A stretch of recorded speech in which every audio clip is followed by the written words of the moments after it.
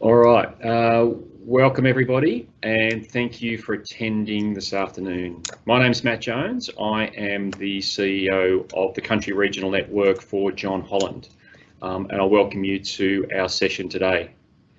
I would like to begin by acknowledging the traditional owners of the land on which we meet today. And obviously many of us are in many different locations. I'm coming to you from our Parramatta office, where the traditional owners are the Barramatigal people of the Darug Nation.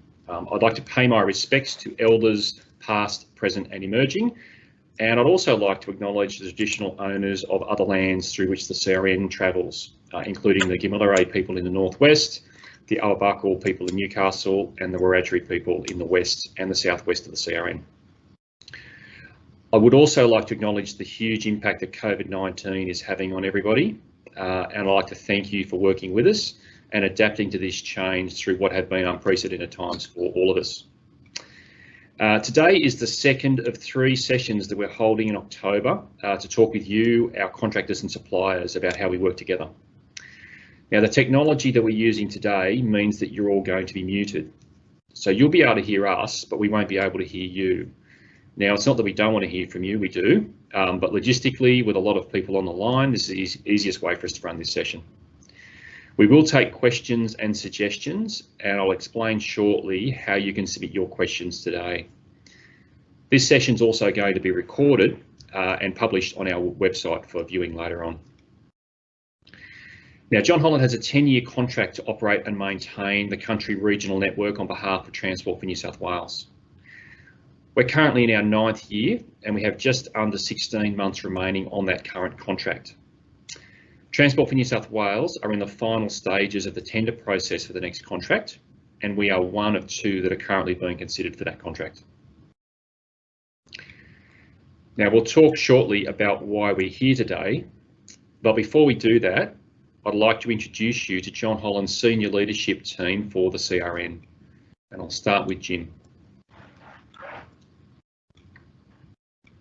Good afternoon, everyone. Yeah, my name is Jim Zito. So I look after the engineering and asset divisions of the CRN. So the engineering divisions mainly, we own and maintain the standards. We approve all the designs, and we provide technical advice and waivers against those standards. And the asset management stream, we develop the 10-year plan, the 1-year annual works program, and manage all the configuration changes associated with those type of programs. So I'll just hand over you now to Steve Fleck. Yeah, good afternoon, everyone. Stephen Fleck, Manager Project Delivery, so look after all projects on the CRN and what we term our annual works program of works, and also our externally funded or capital works program of works, and have an in-house capability, and we also rely heavily on contractors for delivery of those works. Thanks, Dave. Thanks, Steve. My name's Dave McNee from Maintenance Delivery. Our team is responsible for the inspections and maintenance of the majority of the assets here on the CRN, of which quite a few of the suppliers and contractors on this webinar have been a part of over the last 8 to 10 years. So welcome. Over to you, Marcus.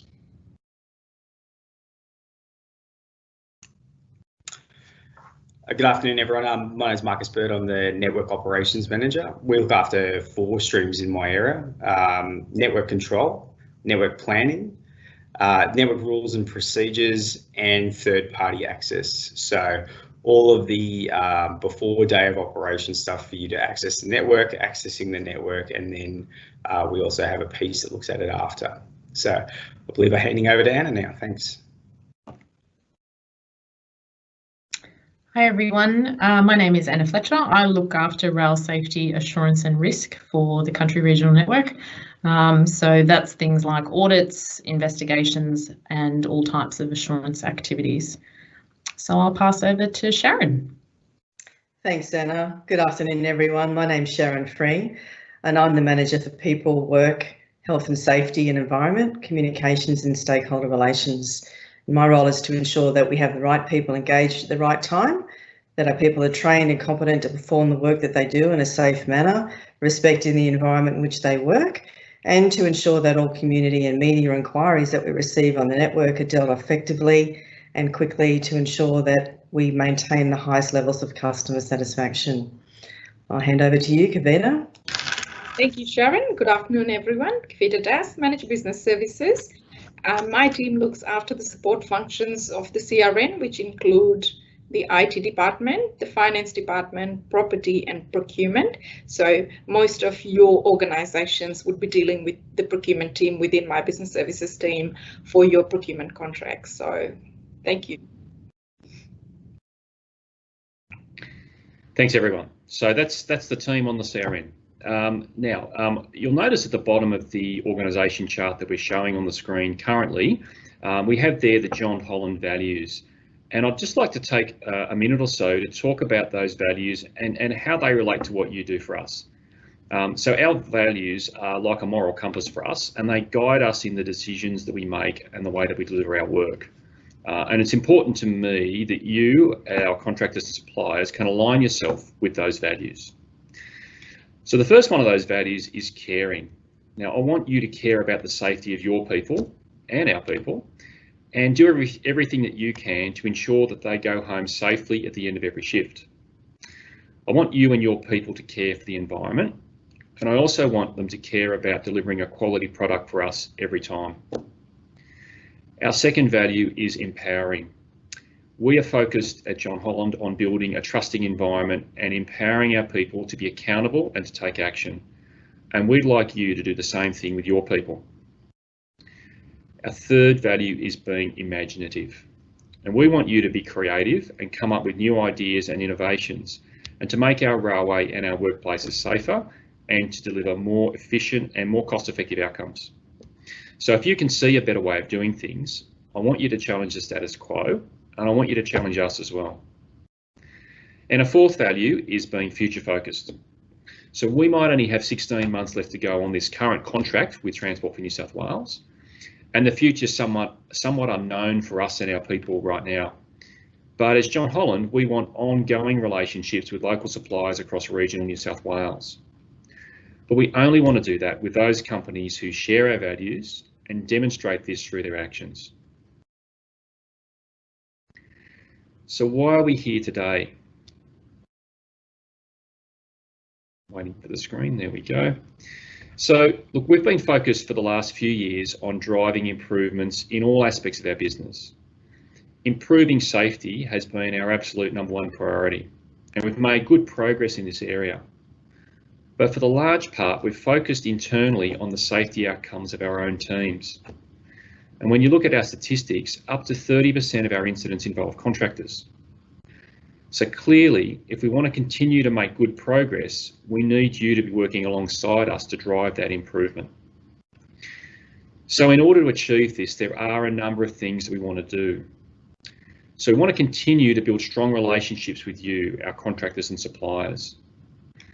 It's important to me that we set our expectations about values, behaviours and outcomes.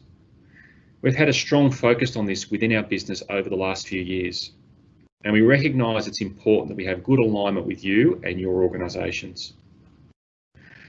We also want to hear from you about the things that we can do to enable you to deliver more effectively for us. We've established this sort of relationship with our client, Transport for New South Wales, and we're quite open with them about what they can do to deliver more, to enable us to deliver more effectively for them. We're inviting you to be open with us too, as your customer.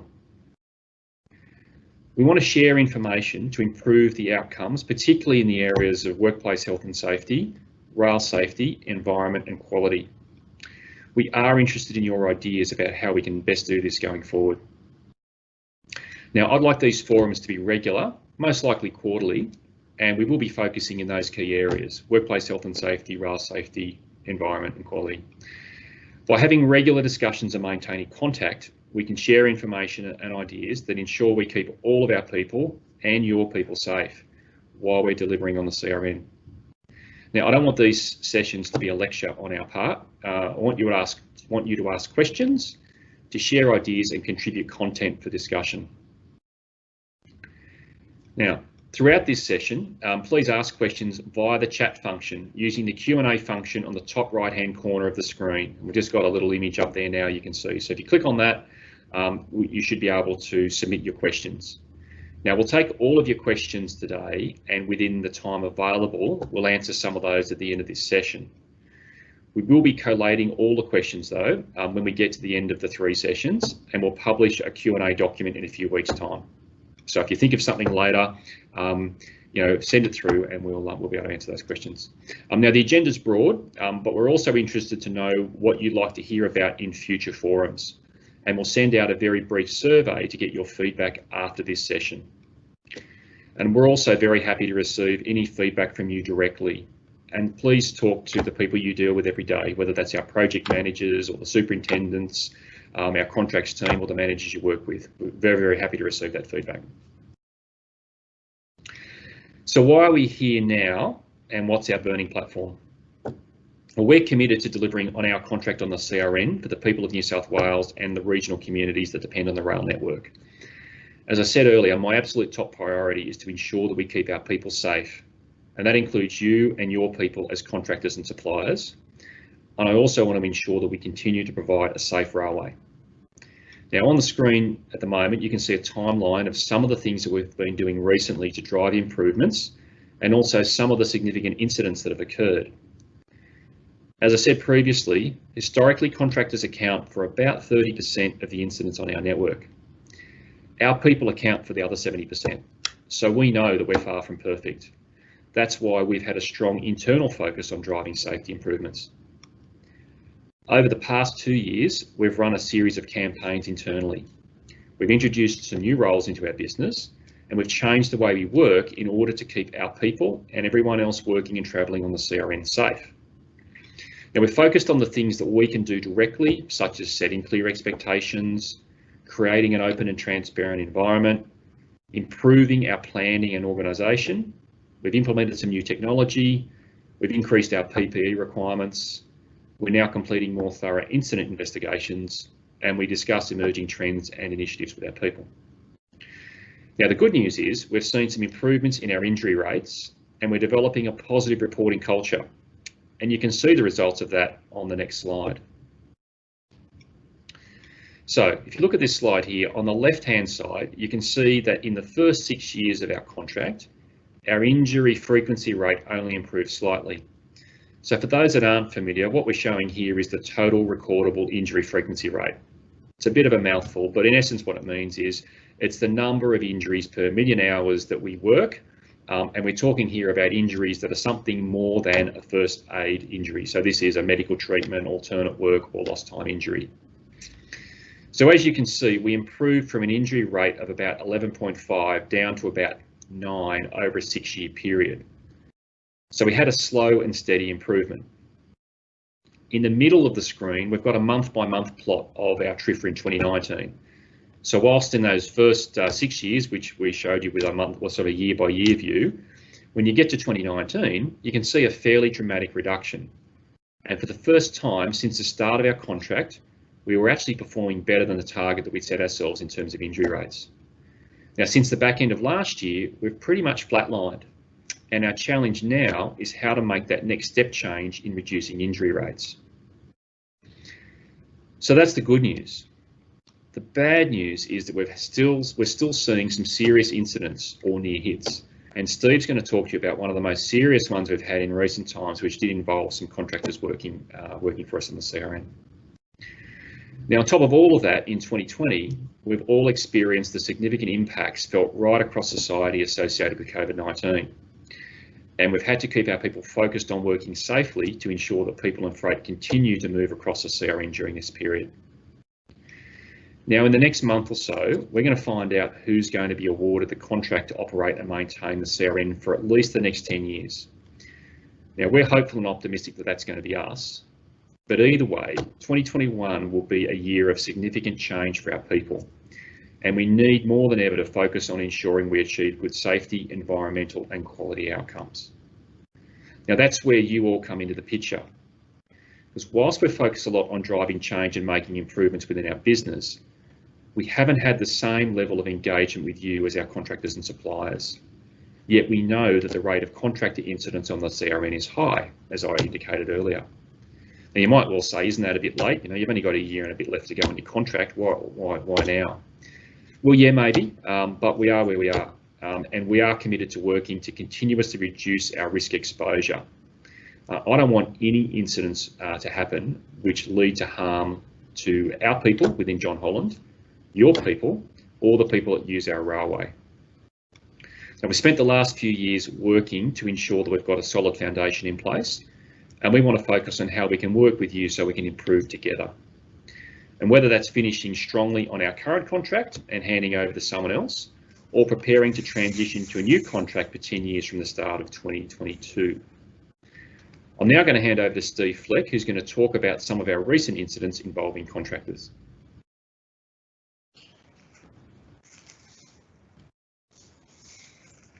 Thanks, Matt. What we wanted to do quickly is share with you some of those most recent incidents. These incidents did not result in serious consequences, specifically serious injury or death. And what we do know is that they are all preventable. They are not new incidents. That is, they have occurred somewhere else in our industry. And it really isn't acceptable that we continue to have these types of incidents resulting in what is serious risk to our people and our livelihoods. The slide you see in front of you, or the incident, was a significant safe working breach on one of our work sites, on our network, and ultimately could have resulted in a high-speed collision between a train and the excavator on the track you can see. The key point is the inset view there, it's a little bit grainy, is from the front seat of one of our high rail vehicles who was doing a high rail inspection, was able to drive up to the excavator on the track. There was no worksite protection in place for that worksite, well, no correct worksite protection. And there was obviously no separation for train and work sites. This is a basic safe working principle and we got it wrong. And as Matt said earlier, this was a contractor delivered work site and the consequences could have been significant. If you think about that, and the question I guess I pose is, could you and your business accept one of these incidents on your work site? We are also wanted to share some other types of incidents, and as Matt talked to in the previous slides, we have made significant improvements in reducing the incident rate on a network. It's now flatlining and we keep ticking over with incidents. Again, all of these incidents are preventable. The message here again is we haven't got it right. And the types of things we're looking at, an incident with a high pressure water lance with an operator lancing his leg, or even basic things like protection officers turning up and conducting safe working activities with expired competency. And also things like just some basic environmental site requirements not being maintained and resulting in environmental breaches. And some other, I guess, ones that keep, again, it just keeps ticking over. We also had a contractor who fell off the back of a water truck whilst refilling the water truck. All of these have occurred with our contractors, and again, all are preventable, and the continuing trend really should serve as a warning. Matt's going to talk a little bit more about expectations, and we've worked internally with our teams around that, but around our expectations for performance on our network. And from my perspective, we haven't got it right, and I'm very uncomfortable, and I encourage you to think about what you'll accept on your work sites, and I encourage you to engage with your teams for improved performance in this area. Thanks, Matt. Great, thanks, Steve. And as you can all see, I mean, that incident in particular, the first one that Steve spoke about, really, really serious incident. We were just very, very lucky that day. If the circumstances had been slightly different, we'd have been talking about a whole different set of outcomes. So really, really important that we all work together so that those sorts of things never happen on this network. Now, I'm really clear about the significant impact that workplace culture plays in any organisation. And we've developed within our business a clear set of expectations about the behaviours that we will and won't accept from our people. And today, I want to share with you my key expectations of you as our contractors and suppliers. I want you to be clear about what we're prepared to accept and also what we won't tolerate. So on the screen there, you'll see we've got four icons to sort of summarise all of that. Now, the first of those is I expect safe behaviours. So safety is not negotiable on any of our work sites. We want everyone to go home each day in the same condition they were in when they arrived at work in the morning. And we want to make sure that anyone travelling on our network does the same. So if you're not prepared to act in accordance with the rules, or your people aren't prepared to do that, if they're not prepared to call out somebody's behaviour on site when they're doing the wrong thing, then we can't have you. We don't want you on our work sites. The second thing is we expect honesty. So if you make a mistake, we'll have more respect for you for putting your hand up and acknowledging that than if we find out through other means what's actually happened. We want people to own their mistakes and the actions required to ensure that they don't happen again. There are several contractors who no longer work on the CRN, and it's not because they got it wrong or because they made a mistake, but it's because they lied about it and tried to cover things up afterwards. And I just won't accept that behaviour. So if you do that, or your people do that, it tells me that you can't be trusted and you won't be working for us on this railway. The third expectation is we want people to speak up. So if our people aren't doing the right thing, please call them on it. You've got every right to do that. It's your safety and it's your reputation for quality that's on the line as well. If you're not getting an adequate response on site or you've got concerns, please escalate it. You can make contact with any member of our senior management team who you've seen today, or with our contracts team, right? And it won't be held against you. We need to know that stuff so we can improve things. And fourthly, we want you to share and learn. So we all make mistakes. The important part is that we learn from our mistakes and we do what we can to prevent a recurrence. We'll use forums like these and our on-site meetings to share what we learn with you and with your people. Please share with us too. What have you learned from your investigations? Are there things that we could change that could make it better for you? Are there things you think we need to change for you to feel comfortable when you're working on our work sites? Now, at John Holland, we will address unacceptable behaviours that might be identified as part of investigations or audits or on-site inspections or any other general interactions. And we will have to, at times, stand down people involved in incidents until the investigation has been completed and any actions arising are determined, and they might determine whether that we might need to take some disciplinary action or any other sort of action, and then we'll reinstate people afterwards when it's appropriate to do so. We want you to put planning and quality and safety ahead of achieving production. In fact, from our experience, when we've done those things and we've put that first, improved productivity is one of the natural outcomes we achieve as a result of doing that. Now, we want individuals to own their own safety. So we want you to think about what behaviours can you as an organisation encourage your employees to model when they're on one of our work sites. Now, that could be something like questioning the worksite protection arrangements. So if you think back to the example that Steve gave earlier with that serious safe working miss, the people on site did not question the protection officer about the worksite protection that had been put in place to keep them safe that day. So that's a really simple thing that people can do to show that they're looking after their own safety. But they could also be being actively involved in the pre-start briefing. And that might be looking around, and if the briefer hasn't identified all of the hazards that are there, it's putting their hand up and sharing that with the rest of the people at the briefing.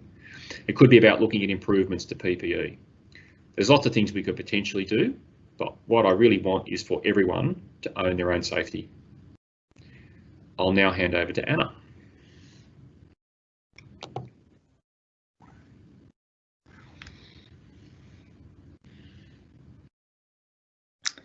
So as Matt has already said, we're committed to the safety of the people working on the CRN, and that's not just our people, that's your people as well.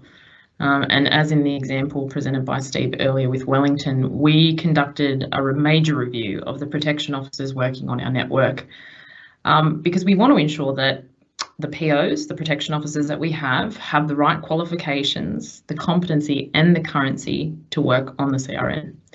This change dramatically reduced the number of protection officers available to work on the network, and it was a really tough decision for us to make because it potentially makes it harder for us to deliver our projects, but safety has to come before production. We also know this has been a really odd year, it's been really hard, and we want to extend our support to you. So our team at John Holland have access to an employee assistance program, which offers free private counselling sessions for anyone that needs it.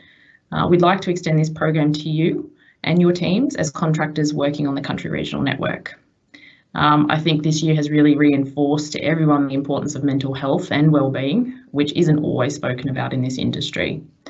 We'll be sending out the contact details and information on the program after the call, and you can share that with your people. So really, we've talked about some of our expectations and what are the observations that we've been making, but what we really want to know from today is how committed are you to helping us drive change? So if you think about the CRN, we're one part, it's actually the broader industry. So we want you to have a think about what we've talked about today. Go away, have a look at your own business and come back to us in the next month with one thing that you've changed as a result of this call. You can have a think about some of the examples that we've used today, be it the Wellington incident with the excavator on track, or the water lance, or it might be an environmental issue. Whatever it is, we're keen to hear about what you've learnt and demonstrate to us what you might have changed. It could be a stop work meeting, it could be that you've reviewed your competency management processes. Whatever it is, we want to hear about it. So there'll be an email sent out after this presentation with the email address to send your responses to. And what we're hoping to see through this is an indication of your commitment. I'll pass it back to Matt now to wrap up the session, but I'm really looking forward to reading through all of your initiatives.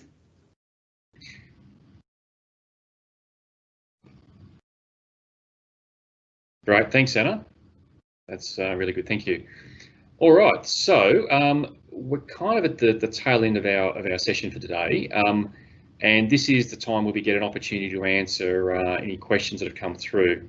So Sharon's actually our question moderator for today, so I'm going to hand over to Sharon now, and looks like we have got a few questions that have come through, so I'm going to let Sharon be do the moderating for these questions, and we'll answer them for you.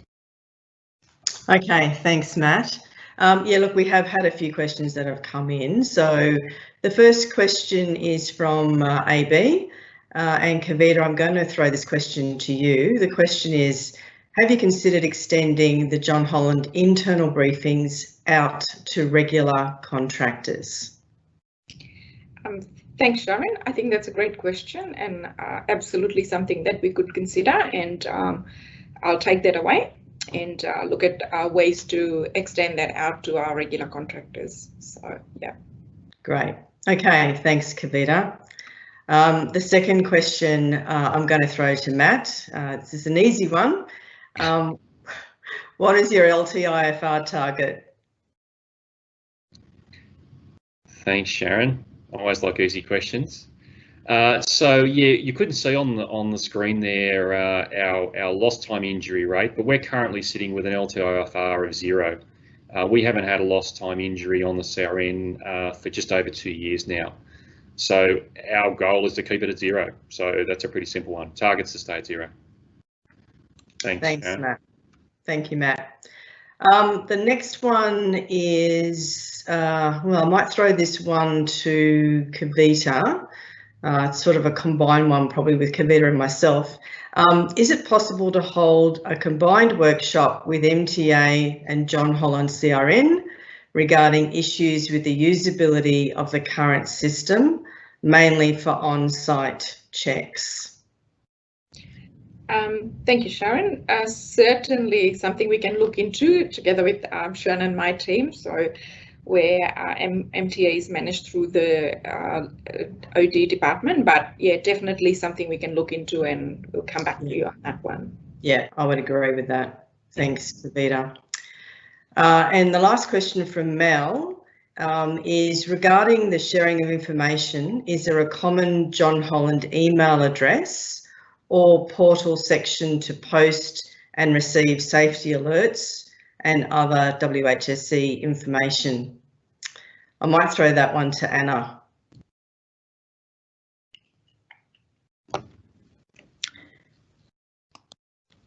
Yeah, so we've got our website, so all of the rail safety alerts are currently already loaded on there, but we can definitely look to add any other relevant work health, safety and environmental alerts as well. So leave that one with me and we'll look at getting a separate section set up. But great idea. Thanks, Anna. And I think that's pretty much most of the questions. The other questions that are coming in, we'll address that through the Q&A document. So thank you, everybody. Back to you, Matt. Great. Thanks, Sharon. Really good to receive those questions. I think there might even be one or two more that are coming through now. So we will certainly, as I said earlier on, we will certainly make sure that any questions that get asked, we will provide some responses and we'll make those available on our website. So thank you for those who contributed to that just now.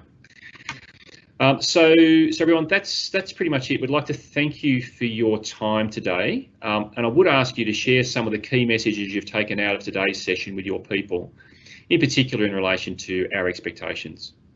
We will be sending out an email after this session, which will include details on a number of things. It will include a link to a short survey. We are really keen to hear back from you about what you thought of this first session that we're running, because we want to do more, and your feedback is really valuable to help us to make sure that we can make this a worthwhile experience for all of us. And we also want to hear your ideas about what we can cover in future sessions, and also what we can do to help you to deliver more effectively for us. We will also include in that email details of where to send your response. So as Anna said, we would like to hear from you in the next month or so about one thing you've changed as a result of this call today. It will also include details of our employee assistance program that is available to all of our contractors. And we'll also include some details of how you can access a recorded version of this session and also access the Q&A document, because you may want to show this to some of the people in your organisations as well. So thanks again, have a good afternoon, and I look forward to working with all of you in the future. Thanks very much.